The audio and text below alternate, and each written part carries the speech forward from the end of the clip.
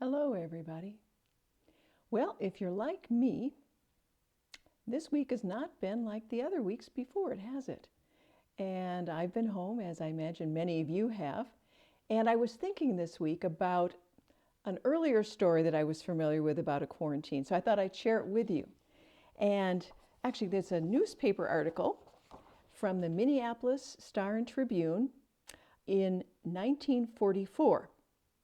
And the headline says, "Problem for Doctors. Anoka bride comes down with polio and diphtheria." And then it goes on to say, Mrs. Lewis Cook, 22, of Anoka, posed a problem for local hospitals last month when she came down with diphtheria and polio at the same time. She not only could not be admitted to a polio or diphtheria ward for treatment, but she was unable to get a private room in either general hospital or at university hospitals where contagious diseases are treated. It says doctors solved the problem by quarantining her at the home of her mother, Mrs. Marguerite Bowers, 3707 10th Avenue South, in case you want to visit. Then they drafted her mother and husband and briefed them on how to give hot pack treatments for polio that had settled in her shoulders and back. And at the end of the article, it goes on to say, Mrs. Cook will soon be out of quarantine, but still has her fingers crossed. She recovered from mumps just in time to be married and then got polio and diphtheria before moving into her home in Anoka. I'm glad it said she crossed her fingers, because when I first looked at the picture, I thought she was flipping the bird, and that just didn't quite seem right because, well, Mrs. Lewis Cook is my mother, and that's my dad.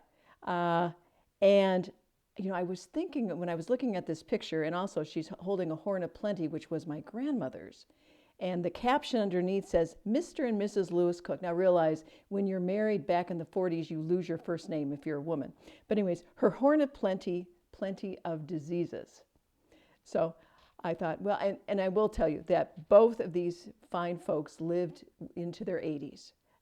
And so their quarantine didn't stop them. So I was thinking, I was home this week, and I thought, but that is nothing compared to, well, somehow I'm not thinking that my dad was thrilled on his honeymoon to be quarantined with his mother-in-law. I'm just guessing on that one. But, lots of interesting things are happening right now. And and it may seem out of the ordinary to us, but the reality is, if you're on this planet for any length of time, you become to know that interesting things happen. And I say interesting, you know what I mean. Because we're part of the atomic life stream, meaning we're made up of atoms. And it has been my observation, and that of others as well, that a lot of evolution, both personal and larger, happens to the atomic life stream through stress and pressure. How do we get diamonds? Isn't that, the coal gets a lot of pressure, eventually we get diamonds. If you look at birds who are very comfortable in their shell, and then all of a sudden it becomes crowded and contaminated, and just when they think can't go on, they peck their way out of the shell. A little stress and pressure. To say nothing probably the human birth experience. Pressure, stress, yes. And it seems that at times when we're stressed, that can be a time when we have some phenomenal personal growth and general evolution in our whole community. So during this time when it kind of can feel like we're losing control because routine may be gone and what we're accustomed to, we want to make sure that we don't move into fear. Because the truth is, and you probably have a lot of experience of this in your life, that whatever comes up, you can handle it. Whatever happens, you have that within you that can handle it. You've got an internal strength, not a brute strength, but an internal strength. You've got a discerning wisdom that helps you make choices that are beneficial for you in all. You have an intuition that gives you divine ideas. And we have these amazing healthy bodies that, well, they're self-healing. If you were cut as a kid, it healed. It didn't have to do much. If you had a Band-Aid on it, it healed. So we have these things going for us. And I was thinking, I've performed a lot of weddings over the years, hundreds and hundreds. And some of them are more memorable than others. They're all beautiful and they're all special and all unique. But I was thinking of one wedding in particular this week. I don't know why, and it was a wonderful couple. It was a second wedding for both, and it was being held in the grounds of an outdoor mansion in the Linden Hills area of Minneapolis. It was beautiful. It was lovely. It was a lovely, warm day. And they decided that they would have a sand ceremony to signify the unifying of the two families. And that was in the early days when sand ceremonies were rather new. And they had decided that they would dye the sand to match the colors they were having for their wedding. So the groom had chocolate brown sand and the bride had teal sand. And the idea was, of course, at the right moment, they were going to pour it in and it would mix together. You know, the symbology, lovely. So as we got to that point to do it, and my job as the officiate was, because we're outdoors and there wasn't a lot, I would hold the new vase that was going to then hold all the sand. So the wedding starts, I'm holding the vase, and they begin to pour the sand, a little from his, a little from hers, and they keep on pouring. And then when they got near the bottom, now they had dyed their own sand and it was still a little damp. So when the sand poured, it was a clump. It went down into the vase and all the drier sand flew up into the air. Now the good news was there was a little bit of a wind and it was a headwind for me. So the sand blew up and went this way. And now I'm covered in brown and teal sand. And I started to laugh because why not? And also because we know that it's contagious. When I started to laugh, then everyone else exhaled. Because at that moment, there was a lot of nervous reactions in that moment. It was like, oh my goodness, what happened here? And you know, the good news was, of the three of us standing right there, I'm the only one wearing a suit that's washable easily. It didn't land on the bride in white. It didn't land on the groom that's probably rented it, his tux, who knows. And instead it went on me, and actually teal is one of my favorite colors, so it worked well. That's memorable because it didn't go as planned. And my guess is that in the months and years to come, we will be talking about some of the things that are happening for us right now that were not what we planned, but we're going to talk about them with delight and with a fond reminiscence of some of the gifts that come now. And our job, I think, is not to judge. So I was thinking of a story that I had heard a long time ago, and it's a wonderful story. It's about two young men who grew up in South America, and they were best friends. And one of the friends grew up to become king, and the other was his right-hand man, and he was with him everywhere. And it was the habit of this right-hand man to claim everything as good. This is good. That was his favorite saying. This is good. And so they would go hunting together and so on and so forth. And they were pretty much inseparable. And then one day, the right-hand man made a mistake when loading the gun for the king. And so when he handed the king the gun for the hunting, the king accidentally shot off his thumb. The right-hand man said, "This is good." The king said, "This is not good." And he probably put his friend in jail. He was not a happy camper. Time goes by. A year later, the king is out hunting by himself. And he gets captured by a tribe of cannibals. And just as they were getting ready, let's see, what did it say here? The cannibals captured him. They had him all prepared for dinner. They had him tied to a stake and standing on a woodpile. And they were ready to light the fire, and one of the cannibals noticed that the king had a thumb missing. And it turns out that these cannibals are very superstitious, and they do not eat folks who are not considered whole. So they let him go. The king returns to his kingdom, immediately goes down to the jail to visit his right-hand man and lets him know the whole story. and said, "Oh, I was so wrong, and it was not good that I put you in the jail." To which the right-hand man said, "No, this was good. This is good." And the king goes, "Well, how can me putting you in jail for a year be good?" To which the right-hand man said, "If I'd not been in jail, I would have been with you." I like that. Because sometimes we don't see the full picture right away, do we? And we have to wait a while for the good to become really apparent, but it's there. It's always there. And so, I don't want to minimize the difficulty for folks right now and for the loss of life that's happening. But I think it's important that we who are not in grave situations shift into a space of gratitude. And there was a wonderful prayer that was written recently, and I want to share it with you because it's by Reverend Wendy Craig Purcell. And I think she said it well. She said, "May we who are merely inconvenienced remember those whose lives are at stake. May we who have no risk factors remember those most vulnerable. May we who have the luxury of working from home remember those who must choose between preserving their health or trying to make the rent. May we who have the flexibility to care for our children when schools close remember those that have no options. May we who have to cancel our trips remember those that have no safe place to go.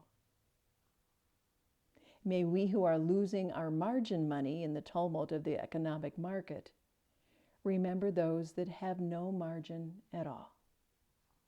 And may we who settle in for a quarantine at home remember those who have no home.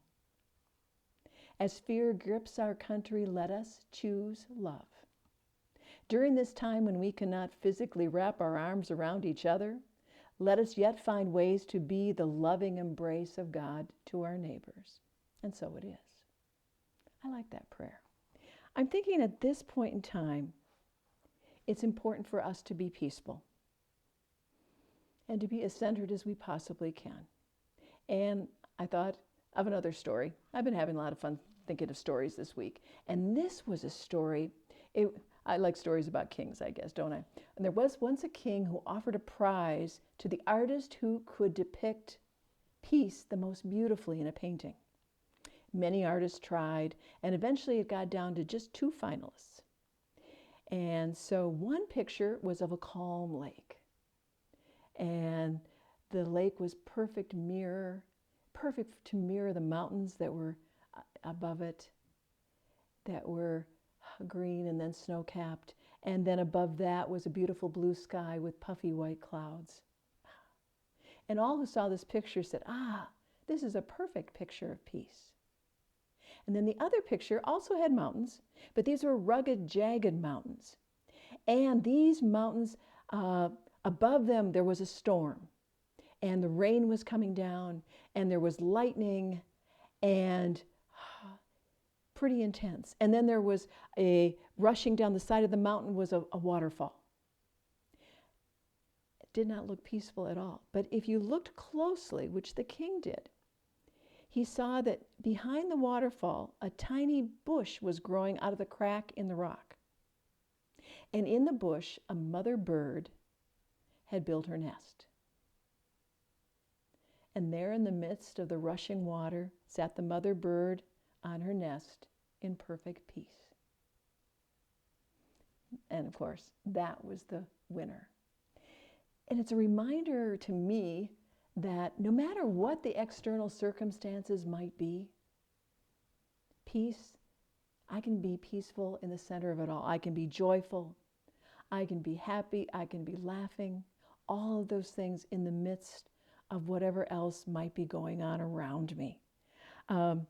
So, I have a choice in my thoughts. I can feel like a victim and focus on the lack of control or of what's going on, or I can remember that I do get to create my world this moment by my thoughts, what I choose to focus on, what my beliefs are that I'm focusing on, my actions and my energy.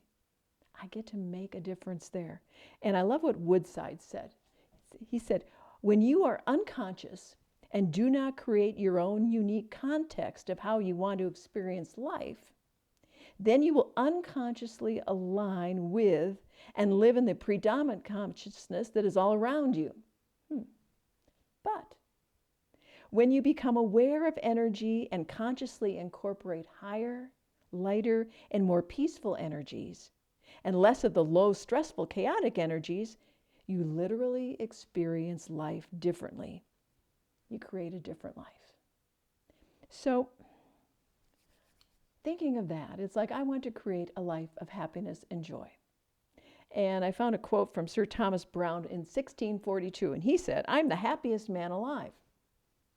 I have that in me that corrects poverty to riches, adversity to prosperity, and I am more invulnerable than Achilles." And I don't know him personally, but I thought I'd pick out some more recent examples of people who choose. And one of them is Jim Wright, and some of you might remember him. He was a Democrat from the state of Texas, and he was the Speaker of the House. He was very powerful, he was wealthy, he had a lot of influence and prestige, and then an ethics investigation into his business dealings, which was spearheaded by, I think at that time, Newt Gingrich. Anyways, he had to resign. He had all this power, all this prestige, very influential in our country, and loses it all. And this is what he said. He said, "I am so much better off physically, financially, mentally, and in almost every way." And that was after he had lost all of that. And there was another example, and this one is even more profound, I think. The name of the gentleman was Maurice Bickham. He spent 37 years in the Louisiana prison for a crime he didn't commit. And he was exonerated at age 78 through new DNA evidence. And this is a quote from him. He said, "I don't have a minute's regret. It was a glorious experience." My wish for everyone who's incarcerated is that they could say that too. Because I would wish for them to find the peace in wherever they're at. Another one, this one I kind of is a little more familiar to me, Peter Best. Pete Best, he was the original drummer of the Beatles, and then eventually he was replaced by Ringo. And you might think that, you might have looked back and go, "Oh my gosh, why didn't I stay?" But this is what he said, "I'm happier than I would have been with the Beatles." And he continued to be a studio musician and so on. So my point isn't that you to gain a lot of power and prestige and lose it, or to try to get incarcerated and obviously can't become a Beatle. But my point being is we get to choose happiness. And there have been studies on happiness, and there's natural spontaneous happiness, and that's what happens when you get what you want. I was thinking that was when the pony showed up on my 4th birthday, so everyone in the neighborhood could have pony rides. I had spontaneous happiness. That was really neat. Then there's another kind of happiness they call synthetic or chosen happiness. And this is what we make with our thoughts when things don't go the way we like them. Now, many ways it would seem common sense would say, well, spontaneous happiness is better than the, synthetic. Synthetic plus is a terrible way to describe it, isn't it? We'll say spontaneous or chosen happiness. That somehow spontaneous seems like that would be more valuable. But what we find in studies is there's no difference. In other words, if you don't get what you want, it doesn't matter. You can still be happy. There was a Science of Happiness TED Talk done by Dan Gilbert. I loved it. He said that winning the lottery or becoming a paraplegic, choose.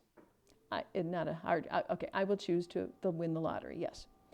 But he said, if you look at that 1 year later, the level of happiness for both of those people, the one who wins the lottery, the one who becomes a paraplegic, same. In fact, we would think they'd be hugely different. But actually, if you win or lose an election, or your person wins or loses an election, or you get in a relationship you want or you don't get in one, or you get the pay increase or the job promotion or you don't get it, that most of the time, it doesn't make any difference in the long run for your happiness. In fact, they did studies on life trauma with only a few exceptions. They found that if it is 3 months or past, it makes no difference whatsoever. I love that. It has no impact on happiness. Adam Smith said the greatest source of both the misery and disorders of human life seem to arrive from our overrating the difference between one situation and another.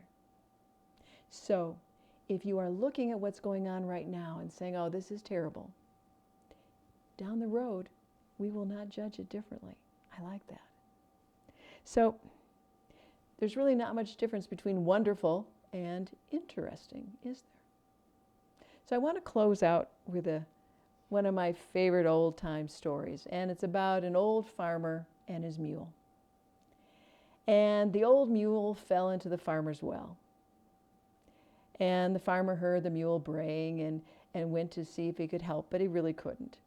And so he had to decide what to do. And he sympathized with the old mule, but he decided that he could not save him. So he decided to get his neighbors, and they would fill in the well and bury the mule to put it out of its misery.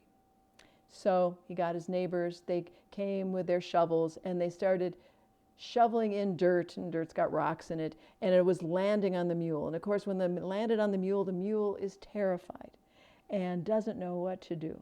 So, of course, it shakes from panic. And as it shakes, the dirt goes off its back and it lands on the ground. And of course, it's upset, so it's stomping. So, it continues happening. They keep pouring more dirt in. He keeps shaking it and stomping on it. Something is happening here. The mule is catching on. As they put the dirt in, he shakes it off and stomps on it and sort of steps up. And they continue to put more dirt in. He shakes it off and steps up. This continues and continues and continues. And eventually he shakes off the last bit of dirt, steps up and steps over the wall of the well. I think that we get to do is we are invited to step up and shake it off. So whatever it is that's hitting you in the head right now, metaphorically, hopefully, step it up and embrace your life. If it's the kids home from school, we can use that for connecting. If it's loss of job or pay, we hold that vision that there will be something to come in and take care of you now, and that new opportunities will open up that we could not even imagine yet. I like that. And instead of responding with fear, we respond with some new habits. I know Stephen, my husband, started a prayer group or visioning group with some friends. And so every night they vision how they want the world to be and how they want to see the healing and the joy, having everyone be in love and peace and all of those good feelings. Read some uplifting books, watch funny TV, talk to your neighbors. Me, I'm learning to cook. Yes, if you remember the first story, my maiden name is Cook. It was a cosmic joke. I never learned to cook. But whatever it is that's happening now, my wish for you is that you shake it and step up. And so it is. And now, if you like, we'll have a little meditation time together. And so just get comfortable in your seat. Let the floor and the chair support you completely. Take a few gentle breaths. Feel that life energy flowing through you, all the way out to your fingers and your toes. Just continue to gently breathe, and if you haven't done so already, I invite you to gently close your eyes. And know that in this quiet time you can choose to follow my words, or you can go elsewhere. Wherever you go will be perfect. The truth of who you are is that you are a divine expression of the universal intelligence, all that is, Source, God, Creator, whatever name you prefer. You are a divine expression born into a magnificent human body. Your body is composed of trillions of cells, each with an intelligence that allows them to work together in amazing harmony, producing tissues, organs, and systems that allow you to get around here on planet Earth. Your body was so beautifully created that it included a self-healing capacity.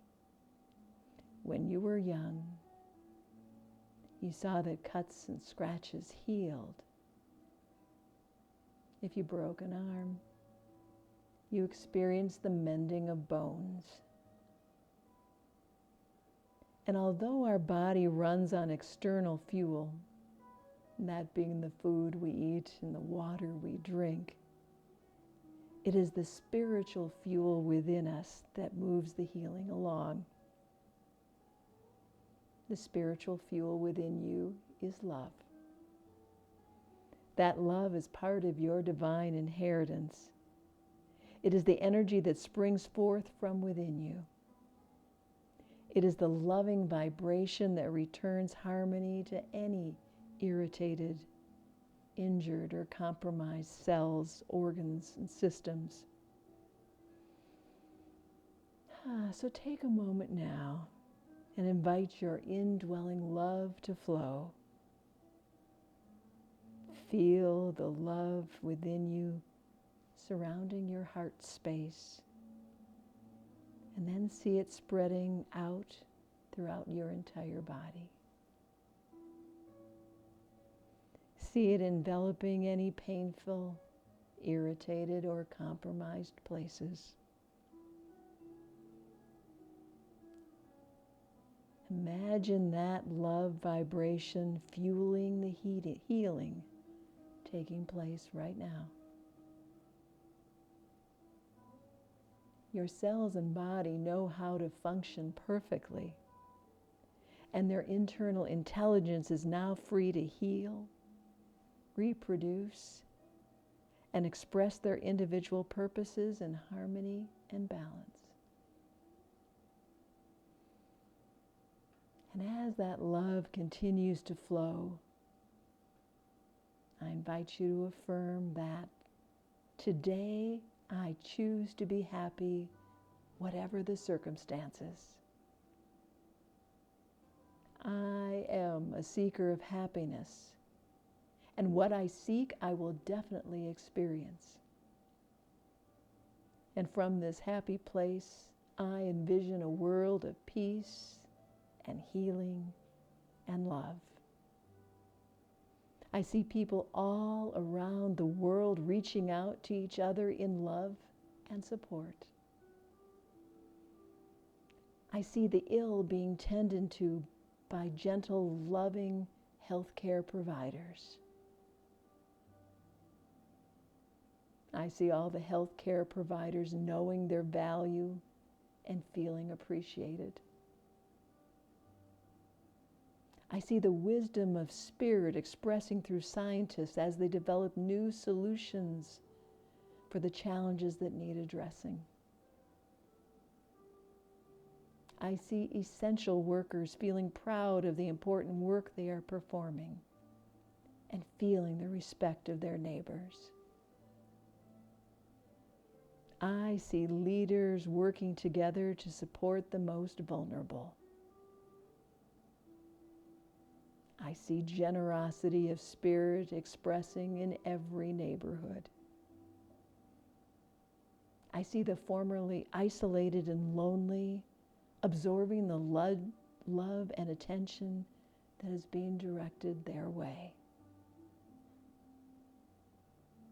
I see the handprint of the divine in the healing of people everywhere.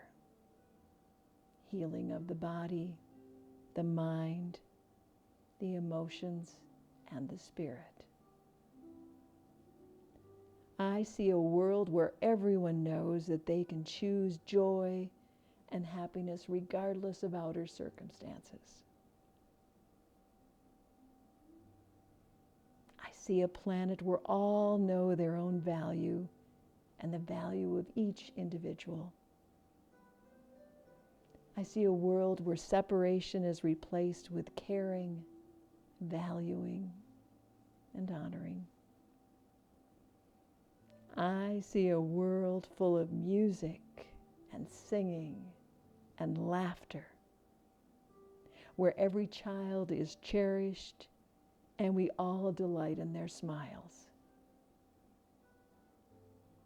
We create our world through our thoughts, prayers, and visions.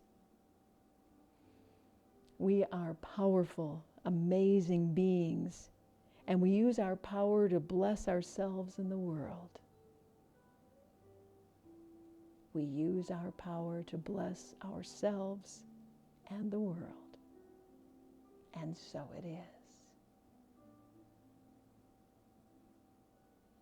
So I just invite you to take a few more gentle breaths. Take your time. Feel that life energy flowing through you, all the way out to your fingertips and your toes and the tip of your nose.